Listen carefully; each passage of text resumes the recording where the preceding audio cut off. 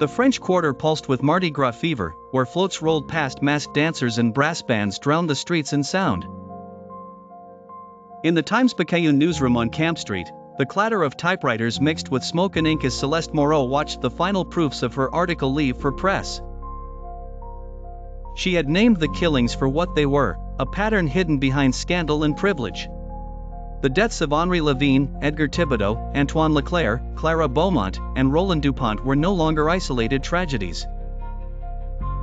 They now pointed toward a secret society, the Order of the Crescent Moon, and toward a ritual buried beneath the city's polished surface.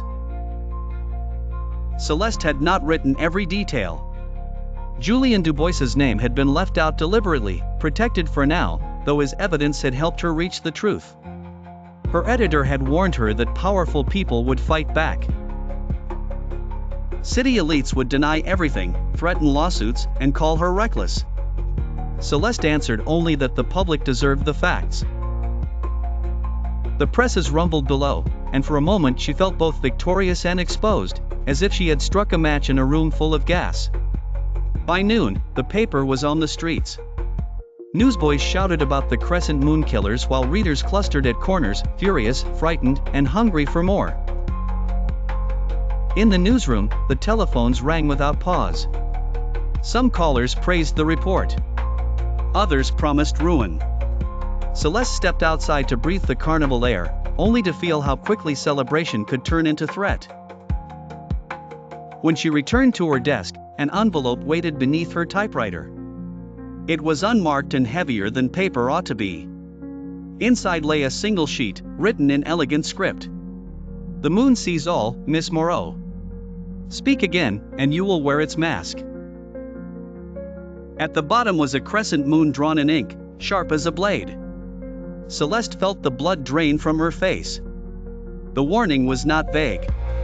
It was intimate, certain, and meant to be understood.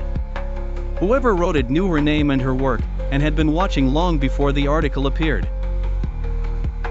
She folded the note and tucked it into her notebook, forcing her hands to remain steady. The exposure had shaken the order, but it had also turned Celeste into a target. She would need Julien's badge, his persistence, and his instinct for danger to trace the lead toward Magnolia's end before the next ritual claimed another victim. The phrase "final sacrifice" now sounded less like a threat than a deadline.